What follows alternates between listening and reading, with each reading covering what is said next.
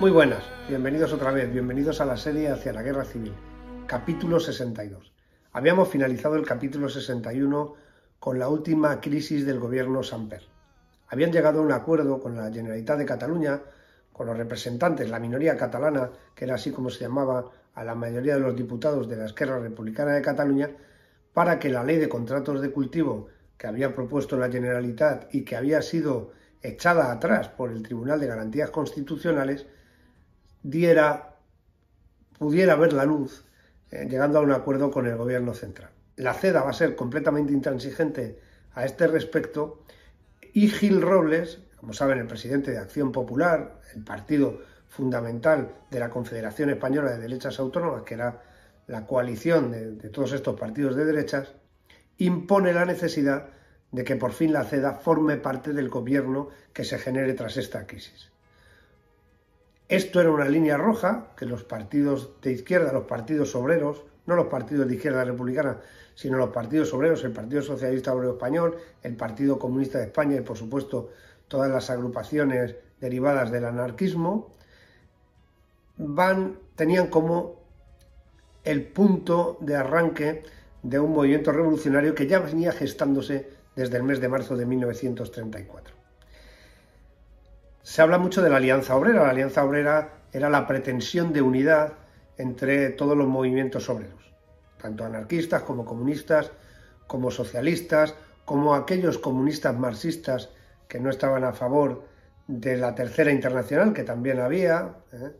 Bueno, pues todos estos van a estar completamente desunidos en prácticamente toda España, menos en un lugar. Ese lugar va a ser Asturias, León y Palencia, que era donde estaba la Confederación Regional anarquista de justo esas provincias y que sí que va a acceder a formar parte de la Alianza Obrera Asturiana. Como hemos dicho muchas veces, todos los movimientos obreros y sobre todo los sindicatos eran de corte muy federalista, lo que quiere decir que no obedecían siempre a los comités centrales o a los comités nacionales.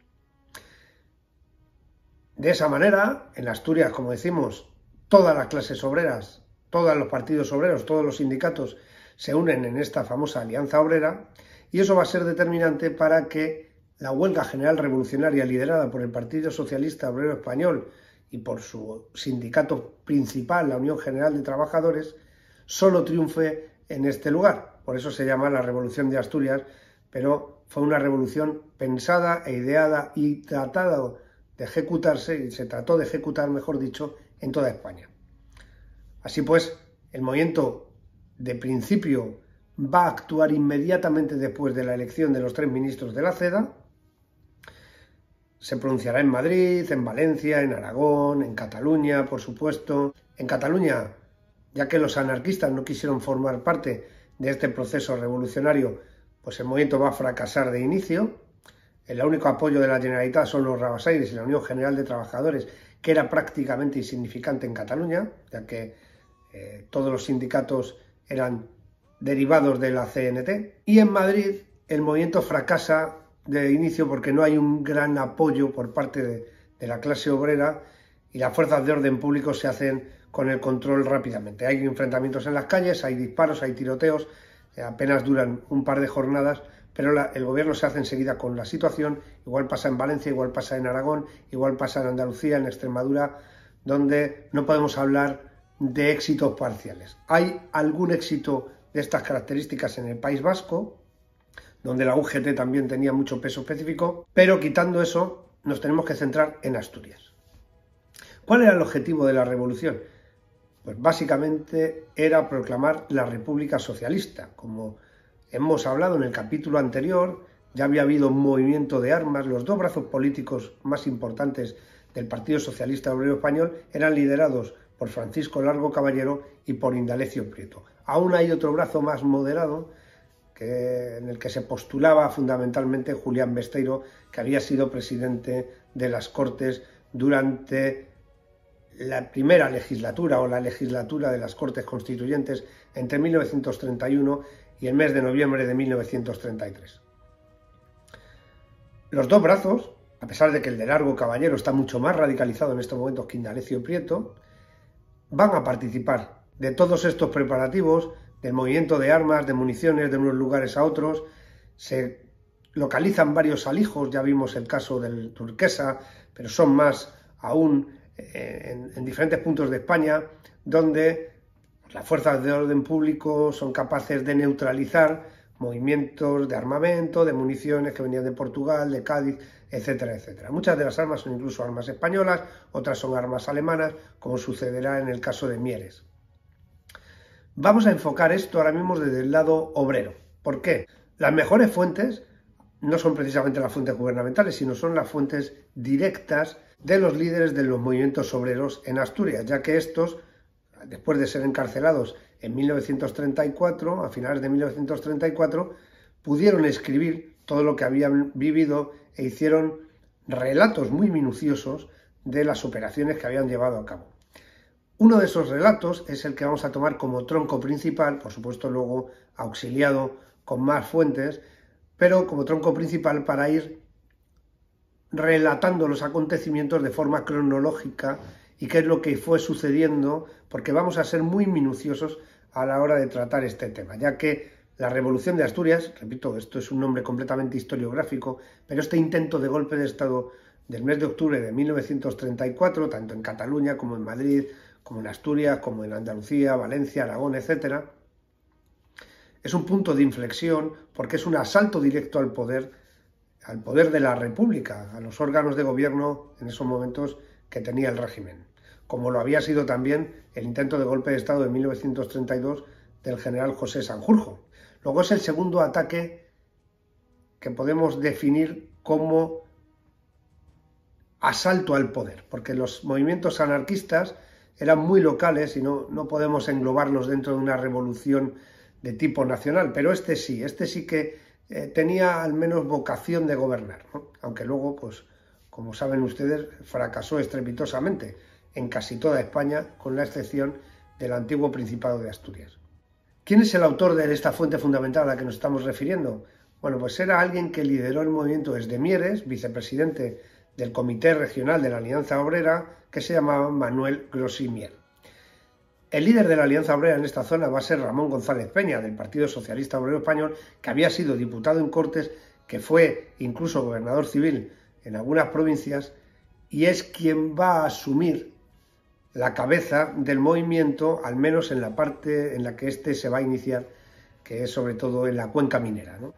Sobre todo en Mieres, que es el punto fundamental desde donde van a surgir todas las operaciones, ¿no? Ahí se va a establecer, digamos, el cuartel general hasta la toma de Oviedo. Impresiona ver cuán rápida es la reacción al nombramiento de los ministros de la Seda, que se produce en el día 4, y el mismo día 5 se inicia la revolución. A las 10 de la noche hay un encuentro entre Grossi y Ramón González Peña, donde acuerdan que es preciso desencadenar la insurrección, pero que antes deben consultar a la Comisión Ejecutiva del Partido Socialista y de la Unión General de Trabajadores, que, como hemos comentado, son quienes van a liderar todo el movimiento a nivel nacional. A las 12 de la noche les llegan noticias de que adelante se va a empezar la insurrección, y esta, a pesar de estar ordenada desde los más altos niveles, desde el nivel nacional, no van a tener un liderazgo de ejecución desde el centro de España, sino que un poco cada federación de esta alianza obrera pues va a tener que hacer de su capa un sayo, ¿no? El único sitio donde, ya hemos repetido, donde todas las fuerzas políticas de izquierdas, todas las fuerzas políticas obreras se unen, es aquí, es en Asturias. La Alianza Obrera Revolucionaria contaba con los mineros de las cuencas mineras y con todos los obreros de las fábricas de la provincia de Asturias, tanto en Gijón como en Oviedo. En Oviedo además era clave la fábrica de armas, donde los mismos obreros conocían cómo desarrollar estas armas porque las fabricaban ellos mismos, ¿no? Tras recibir las órdenes de Madrid a las 12 de la noche, la autorización para iniciar el movimiento, una hora más tarde, a la 1 de la mañana, después de reunirse los líderes de esta Alianza Obrera Revolucionaria, se toma la decisión de simultáneamente realizar una acción en las cuencas mineras de Sama, de Pola de Lena, de Riosa, de Mieres, y que todo se realice a la misma hora y a un tiempo para evitar que fuerzas de orden público de unos lugares se puedan desplazar a otros a apoyar aquellos puntos que consideren más importantes, ¿no? De esa manera, pues consiguen diversificar, en este caso a la Guardia Civil y a la Guardia de Asalto, que serán los primeros que se enfrenten a estas unidades obreras, porque en todo momento Grossi nos menciona y nos habla de ejército rojo y de soldados del ejército rojo. Nos habla de unidades militares. Ya estaban las milicias muy militarizadas, ¿no?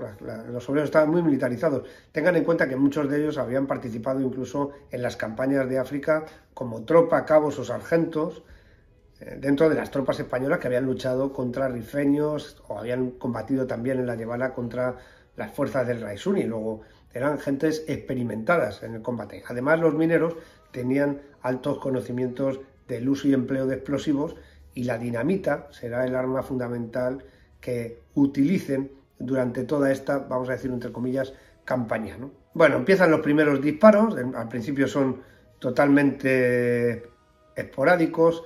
El primer hombre que pierde la vida es el comunista Nazario Álvarez, al que podemos atribuirle la desgracia de ser el primero de un río de sangre que se iría incrementando a lo largo de los días hasta el día 19 o 20 de octubre, donde se entregarán los últimos insurrectos. Durante los preparativos, pues un barrenero comete un error y explosiona un cartucho de dinamita a las 10 de la noche mientras estaban preparando las cargas explosivas, y esto va a alertar a la Gobernación Civil de Oviedo, que ya se esperaban que algo iba a ocurrir desde la incautación de los alijos del Turquesa, pues estaban más que en alerta. Los preparativos de la Alianza Obrera son ya de la primavera de 1934, luego ya venían de antes, como les he comentado. Bueno, pues al enterarse, el gobernador civil de Oviedo va a mandar fuerzas en dirección hacia Mieres, ¿no? Esas fuerzas pues son 3 camionetas con guardia de asalto y guardia civil, que enseguida serán repelidos por los obreros que custodiaban la carretera, aun cuando todavía estaban realizando preparativos.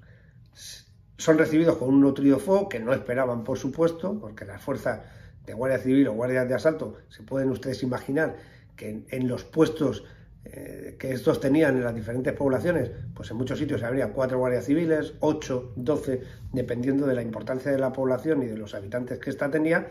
Luego nunca eran fuerzas que tuvieran un gran número, ¿no? Como mucho, pues habría una compañía de guardias de asalto en Oviedo, o 2 a lo sumo, que serían las que estarían para reforzar en caso de que se diera, bueno, pues algún evento o alguna huelga que precisara de más apoyo o de más contundencia, pero en ningún caso algo como lo que se estaba gestando en estos momentos en Asturias.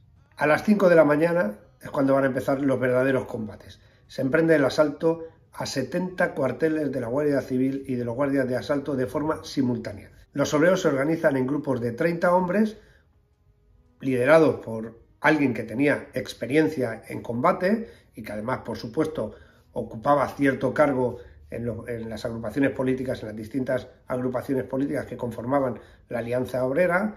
Ahí estaba el Partido Socialista Obrero Español, la UGT, la Confederación Regional del Trabajo de Asturias, León y Palencia, que era el brazo de la CNT en esta zona, el único sitio donde la CNT va a colaborar y va a formar parte de la Alianza Obrera. Estaba también el BOC, el Bloque Obrero y Campesino, que era una organización comunista que no estaba afiliada a la Tercera Internacional, que venía básicamente de Cataluña. Eran marxistas, no algo más radicales que el Partido Socialista, pero sin estar de acuerdo con las tesis estalinistas, que eran las que ahora mismo imperaban en la imposición o en la evolución de la Tercera Internacional, que ahora mismo estaba liderada en la Unión Soviética por Joseph Stalin. Bueno, en este momento cada grupo de 30 hombres, imagínense un ataque simultáneo a 70 puestos de Guardia Civil o Guardia de Asalto, multipliquen como mínimo una unidad tipo sección de 30 hombres por 70 y nos puede dar más o menos el número inicial de cuántos obreros o mineros, sobre todo, que son los primeros que inician esta revuelta, estaban ya implicados en este tipo de movimiento, ¿no? Los primeros van concretamente los de Mieres, que son a los que vamos a tomar como ejemplo, ya que ahí estaba Grossi, pues habla de que solamente disponían de 200 armas alemanas, algunas escopetas de caza, por supuesto, cartuchos de dinamita o incluso llevarán aperos de labor a falta de armas y municiones, ¿no? Pensaban, y esto lo pensaban también en Madrid, que los soldados, una vez fueran consiguiendo ciertos logros, ciertos objetivos tácticos, incluso a nivel estratégico, se irían uniendo, igual que había pasado en Rusia durante la Revolución de 1917, 1918, 1919, donde los soldados se pasaban al movimiento de masas, ¿no? Al movimiento obrero. En este caso no va a ser así, salvo contadísimas excepciones. Apenas hay una veintena de soldados que durante unos días lucharán junto a los obreros, pero el resto permanecerá fiel a sus unidades y en la obediencia de sus mandos. A las 6 de la mañana en Mieres se decide atacar primero el ayuntamiento, donde un sargento se ha hecho fuerte con varios guardias de asalto. Se le pide al sargento que se rinda, este dice que luchará hasta el último hombre, pero bueno, pues aguantará unos cuantos minutos. En cuanto que se emplea la dinamita, al final acaba rindiéndose el puesto, mueren 2 guardias de asalto, 12 quedan heridos, algunos de ellos muy graves, y a las 8:30 de la mañana ya el ayuntamiento está ocupado por los obreros insurrectos y una muchedumbre se reúne en la plaza del ayuntamiento, donde se proclama por primera vez, estamos en el día 5 a las 8:30 de la mañana, la República Socialista. Luego, Mieres es el primer lugar donde hay una proclamación, ¿no? Tengan en cuenta que se proclama la República Socialista en Mieres, pero hay algunas poblaciones en las que la mayoría de las unidades militares de este Ejército Rojo pertenecían a la CNT o a la Confederación Regional del Trabajo de Asturias, León y Palencia, y allí lo que van a promulgar es el comunismo libertario. O sea, hasta ese punto de descoordinación había entre los miembros de esta alianza obrera. Además, hay cierta desconfianza por parte de los socialistas hacia los comunistas y viceversa, y en algunas ocasiones se va a dar lugar a que si en algún pueblo los comunistas eran mayoría, y el comité del pueblo, porque así es como se movían por comités, pues tomaba la decisión de no mandar cañones a otro lugar porque harían más falta en esa localidad. Bueno, pues no había, digamos, un mando único que fuera el que decidiera dónde coordinar esfuerzos, dónde mandar la logística, las municiones o el armamento que se va incautando para, bueno, pues para simplemente poder marcarse unos objetivos más o menos asumibles y poder realizar un esfuerzo conjunto para adquirir o asumir esos objetivos, ¿no? Porque llega a haber un momento en el que hay, estos son fuentes del propio Grossi, son datos del propio Grossi, 30.000 implicados en la insurrección. 30.000 son muchísimos. Tengan en cuenta que en Asturias prácticamente teníamos nada más que el regimiento Príncipe, un regimiento con 2 batallones de infantería que seguramente estaría muy mermado en cuanto a número, no tendría la plantilla cubierta ni mucho menos. Estamos hablando un máximo de 800 hombres. A eso hay que sumarle guardia de asalto y guardia civil, en número variable y dependiendo, como decimos, del volumen e importancia de la ciudad o pueblo al que nos refiramos. Pero claro, muy dispersos, muy disgregados, en grupos muy pequeños, de 8, 10, 12, 4, dependiendo, como hemos dicho, y vuelvo a repetir, de la importancia de la localidad, ¿no? En toda la cuenca minera están teniendo lugar los combates para conquista de los cuarteles. Los guardias civiles pues tratan de aguantar dentro de la casa cuartel, donde la mayoría de las veces también vivían sus propias familias. Luego, para ellos era algo más que un cuartel. Y, por ejemplo, en el caso de Murias, el sargento, el comandante de puesto, va a morir junto a su hijo, que no era ni guardia civil, ni guardia de asalto, ni siquiera soldado, sino que pues empuña un arma tratando de defender pues su propio hogar. Y los dos son muertos en esta acción de conquista. En Mieres, una vez conquistado el ayuntamiento, aún queda el cuartel de los guardias de asalto, ya que los pocos guardias que habían sobrevivido, que no habían sido hechos prisioneros, estos 12 heridos que mencionamos, o los 2 que habían fallecido durante el asalto al ayuntamiento, bueno, pues se dirigen al pequeño cuartel que estaba en el Palacio de la Villa, y allí unos 80 hombres armados, apenas 3 de estos pelotones, porque así es como los va a llamar Grossi, ¿no? A las unidades de 30 hombres, que militarmente denominaríamos como sección, Grossi los va a llamar pelotones constantemente, ¿eh? Recuerden, unidades de 30 hombres. Pues él habla de unos 80 hombres, con ya las armas que se han incautado de los guardias de asalto que estaban defendiendo el ayuntamiento, asaltan el cuartel de los guardias de asalto. Al llegar al cuartel, pues los guardias piden parlamentar, 2 de ellos salen a ofrecer, a ver cuáles son las condiciones de rendición, pero uno de los obreros incontrolado le da un culatazo en la cara a uno de ellos y eso provoca un tiroteo por parte de los que aún se mantienen en el cuartel, con lo que al final el combate va a ser mucho más crudo de lo que podía haber sido. Se apoderan del cuartel y mueren todos los guardias de asalto que se encontraban dentro del edificio al haber empleado dinamita, cartuchos de dinamita que arrojan dentro y que pues, acaban con la vida de los pocos que aún se mantenían allí, pues cumpliendo con su deber, ¿no?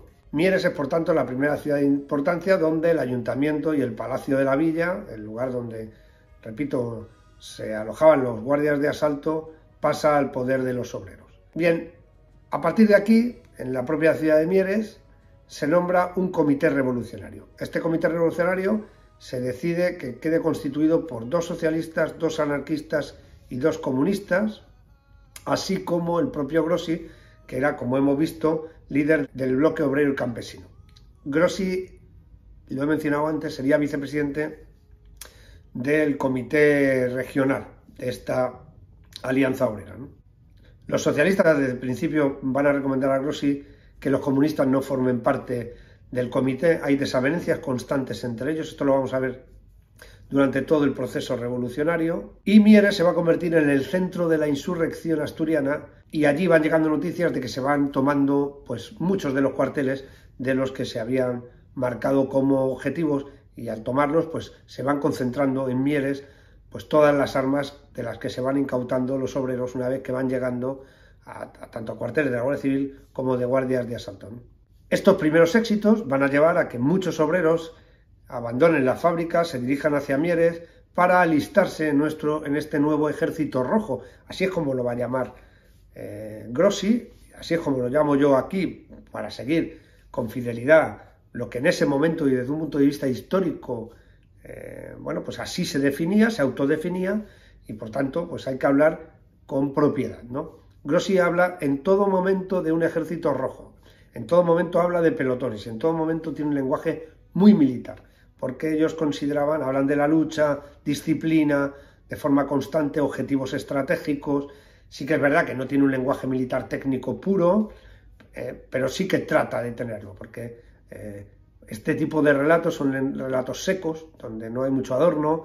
Pues se aprecia evidentemente que el autor de los mismos no tiene una formación académica muy rica, pero sí que están bien escritos, están correctamente redactados, probablemente auxiliados por alguien, y son un buen lugar donde beber para encontrar datos, encontrar lugares y darnos cuenta o hacernos una composición de lugar de qué es lo que estaba pasando realmente. Desde el principio, el comité regional va a denunciar que dentro de todos los obreros que se les están alistando y sobre los que no tienen control absoluto, pues va a haber ciertos aprovechados que cometan actos de pillaje en todos los lugares que se van conquistando.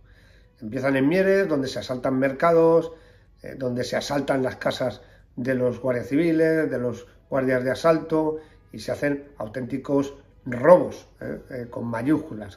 Todo el mundo aprovecha este vacío en este momento de fuerzas de orden público, con lo cual el comité decide tomar fuertes resoluciones y se fusila a todos los que se aprecia que estén cometiendo actos de pillaje. No hay piedad para estos una vez que son identificados.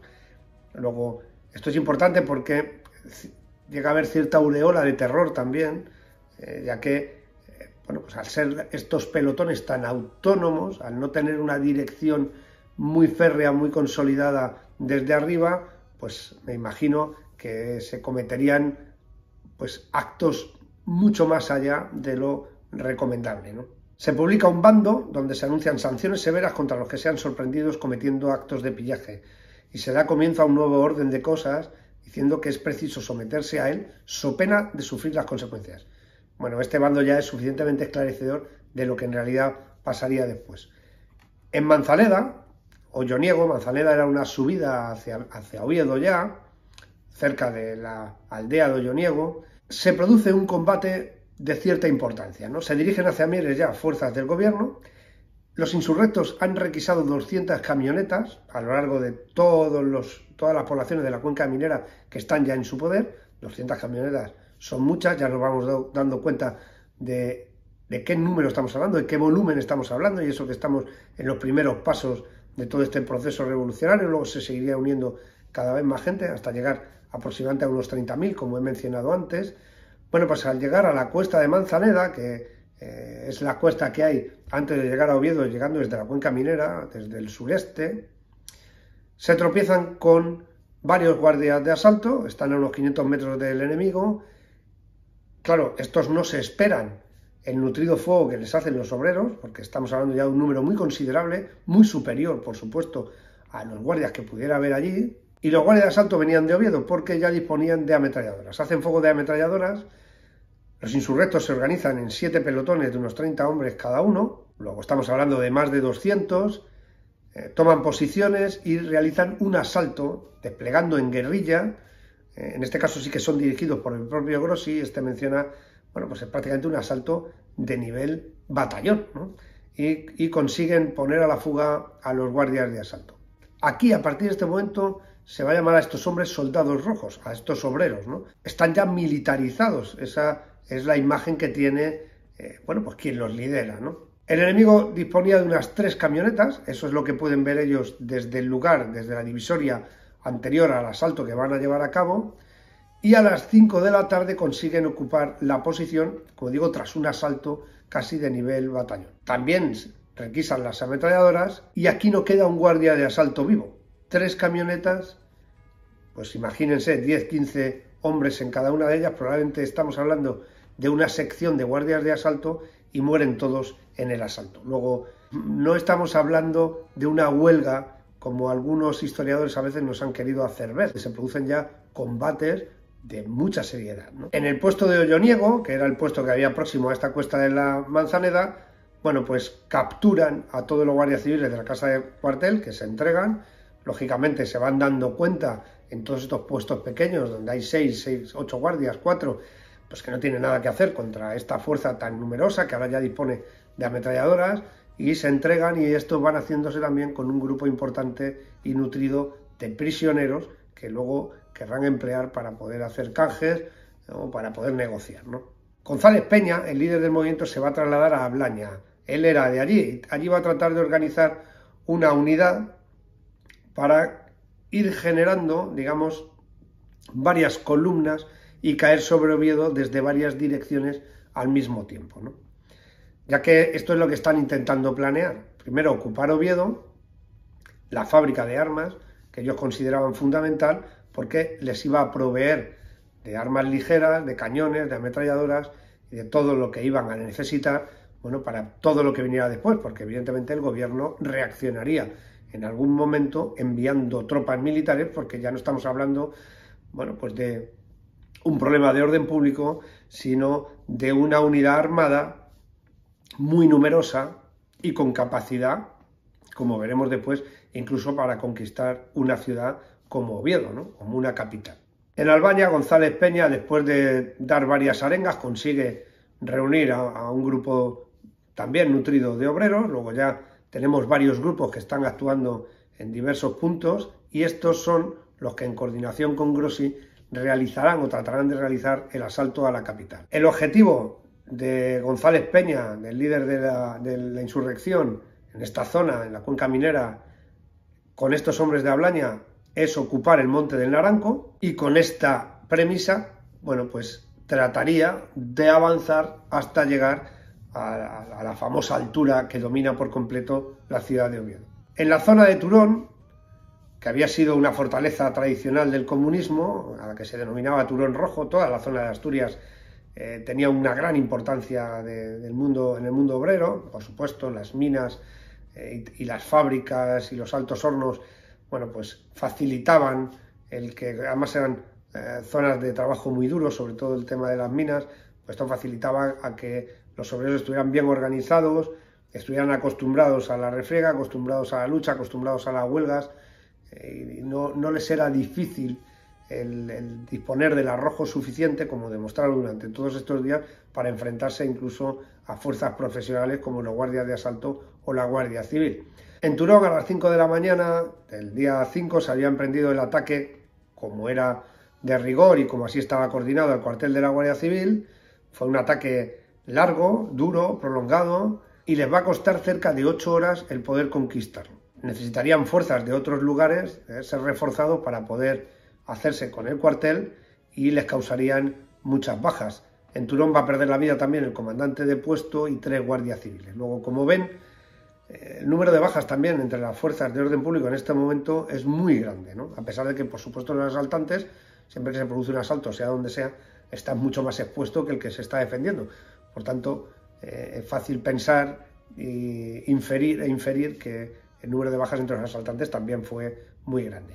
Sama, la capital de otra de las cuencas mineras, va a protagonizar un episodio. Capitán Nart, va a protagonizar ciertos incidentes con los obreros, donde en principio acuerda parlamentar, luego dice que no, al final consigue resistirse al asalto, y una vez que es cogido prisionero, pues se decide fusilarlo, ¿no? El fusilamiento del capitán será para el gobierno pues uno de los elementos que empleará, por supuesto, para dar publicidad negativa a todo lo que está sucediendo, ¿no? Hablando pues de lo despiadados que son los obreros que están formando parte de esta revolución, ¿no? De este golpe de Estado, porque hay que llamar a las cosas como dice la Real Academia Española de la Lengua. Golpe de Estado fue el de agosto de 1932, porque pretendían por la fuerza tomar el poder. Golpe de Estado es el del 18 de julio de 1936.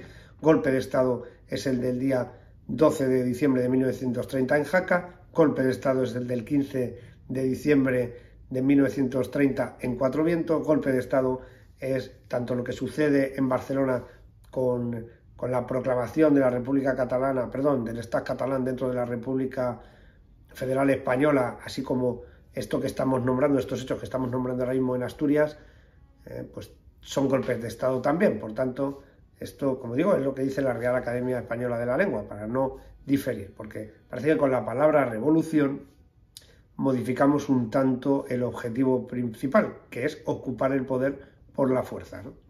Independientemente de lo que se quiera hacer con ese poder. Yo creo que para todos es fácilmente comprensible y hablamos en el mismo idioma. Bien, se planea el asalto a Oviedo. Se pretende hacer una acción envolvente, de tal manera que se organicen milicias revolucionarias. Los puntos fundamentales que establece el comité son la carretera de Trubia, la carretera de Mieres, la carretera de Sama, el Monte del Naranco, la fábrica de Manjoya, y luego otros puntos, digamos, secundarios, de menor importancia. Por supuesto, el Naranco, por lo que tiene de controlar la altura que domina toda la ciudad de Oviedo. Y lo otro, pues son las carreteras que vienen desde las cuencas mineras hacia la capital. De esa manera, lo que se pretende básicamente es avanzar por las carreteras, entrar en Oviedo por varios lugares al mismo tiempo y desbordar tanto a la Guardia de Asalto como a la Guardia Civil, que se mantenga en la ciudad, y al Regimiento Príncipe, que tenía varios destacamentos.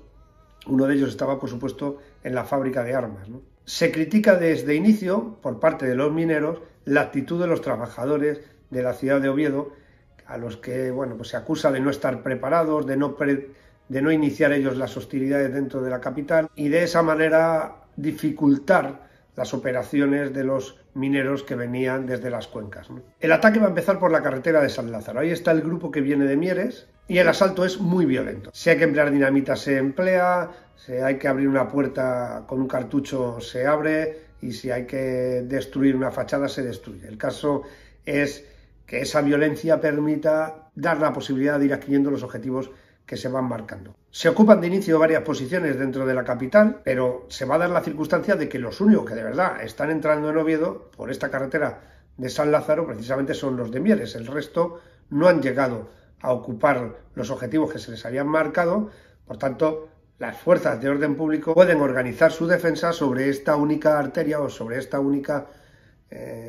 único eje de progresión por parte de los mineros. Aún así, consiguen que las fuerzas del gobernador civil se vayan replegando hasta las inmediaciones del ayuntamiento. El edificio en principio parece abandonado, porque nadie esperaba realmente que el ejército minero, que este ejército rojo, pudiera llegar hasta la capital. Hasta ahora no había sucedido algo así en toda la República, a pesar de las muchas revoluciones, los muchos procesos de huelga revolucionaria que había habido, el de enero de 1933, por poner un ejemplo.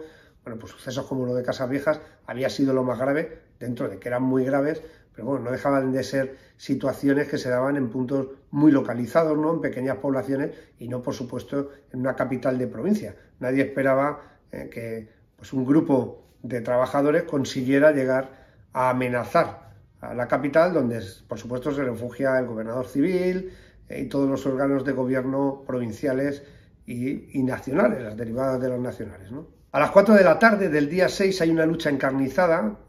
El ayuntamiento por fin cae en poder de los revolucionarios y, al igual que en otras poblaciones, se constituye una vez más un comité revolucionario encargado de regir los destinos de Oviedo, de asumir el vacío de poder, o de asumir el poder que dejaban vacío las autoridades de la República.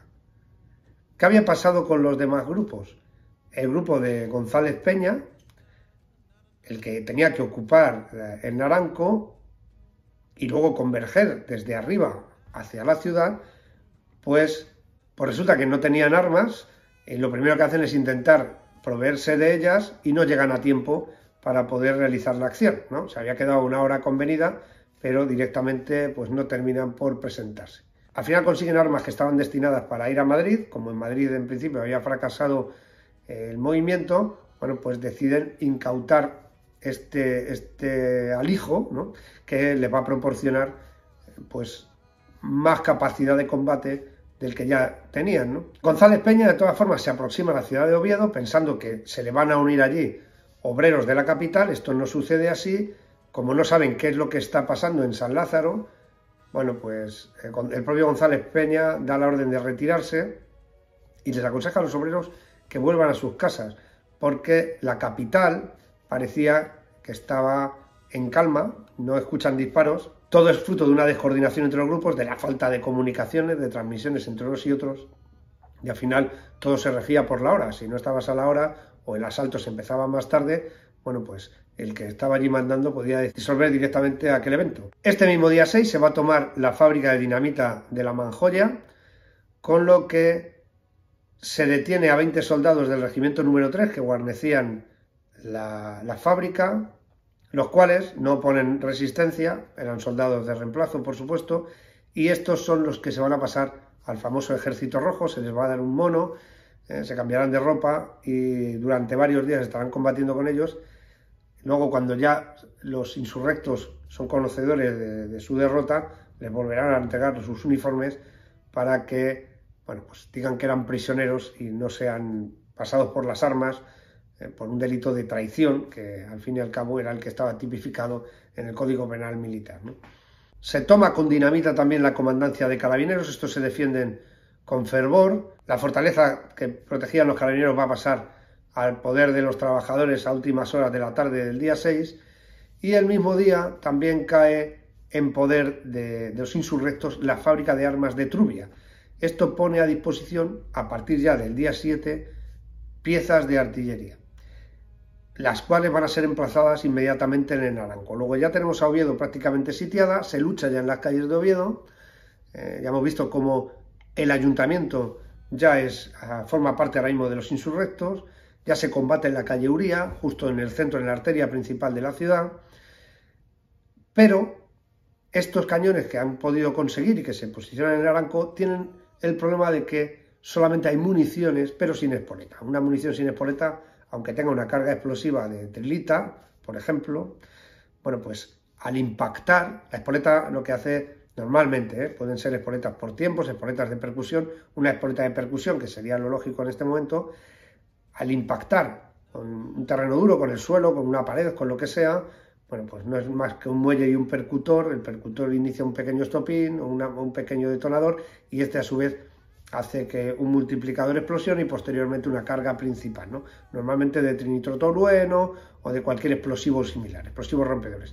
Esos explosivos necesitan mucha capacidad de iniciación, necesitan mucha carga de iniciación para poder iniciarse, precisamente porque tienen que ser explosivos seguros. No es como la dinamita u otros explosivos más inestables, que puede ser que con un golpe o con alguna cosa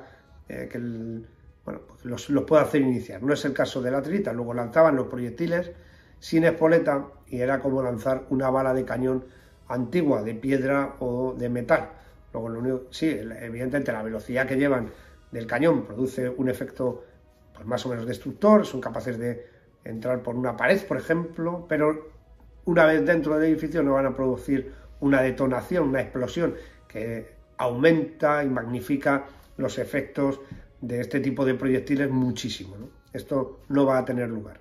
A las 11 de la mañana del día 6 también se avanza hacia Campomanes, 20 camionetas ocupadas por las fuerzas de la Guardia Civil y de la Guardia de Asalto. Luego ya vienen más fuerzas a tratar de sostener la ciudad de Oviedo, o a tratar de recuperar lo que se ha perdido ya de la ciudad de Oviedo, ¿no? Todo esto está pasando, como ven ustedes, muy rápido. En apenas no llevamos ni 48 horas de insurrección y ya tenemos a los obreros en Oviedo, en la capital. Claro, con la dinamita ya están destruyendo los puestos de ferrocarril y están destruyendo los enlaces, las comunicaciones, para evitar pues, la incorporación de unidades militares que vayan a socorrer a lo que está ahora mismo comprometido, que sobre todo es la capital, ¿no? Estas 20 camionetas de guardias civiles y guardias de asalto, bueno, pues tratan a través de Campomanes, que era uno de los puntos de acceso a la capital, de entrar en la ciudad, pero los obreros van a conseguir no solamente aguantar, sino que envolverán a estas fuerzas de orden público causando muchísimas bajas. En apenas 2 horas que dura el combate, perecen la mayoría de los guardias civiles y de asalto y pues el resto huye en desbandada y al final pues ni siquiera conseguirían marchar porque serán hechos prisioneros, ¿no? Se deja en Campomanes un fuerte retén y la carretera pues aparece cubierta de cadáveres. Este retén de Campomanes será muy importante, ya que Campomanes, como digo, es un acceso a la ciudad de Oviedo. Uno de los puntos que hay que ocupar para evitar la llegada de refuerzos es el puerto de Pajares. Se deja allí unos 200 hombres en el puerto de Pajares, pero estos llega un momento que se aburren. Esto se les había dejado el día 5 por la mañana e impacientes deciden regresar a Pola de Lena, que era desde donde venían exactamente, llenan la carretera de obstáculos, también la línea de ferrocarril, pero no dejan allí un retén, no dejan allí una unidad para poderla defender, porque no puedes tener un obstáculo si este no está a la vez batido por el fuego, ya que la combinación de fuego y obstáculo es lo que proporciona de verdad la acción de contramovilidad, el impedir el que el enemigo, en este caso el enemigo para estos obreros, pues las fuerzas de orden público y el ejército, pues si tiene un obstáculo y no hay nadie que lo esté batiendo, tardará mucho menos en poder salvar el obstáculo que si hay una unidad militar disparando sobre él, ¿no? Esta negligencia de los 200 obreros que deciden marcharse, bueno, pues a la postre también tendrá sus consecuencias. Campomanes y Oviedo, para ponernos en situación, día 6 por la tarde son los lugares donde ahora mismo están teniendo lugar los combates y es la línea del frente de esta guerra que ya se ha iniciado con la famosa Revolución de Asturias, que como digo es una denominación de la historiografía, porque fue una revolución en toda España que solo triunfó allí en el Principado, en el antiguo Principado de Asturias. Y aquí lo vamos a dejar.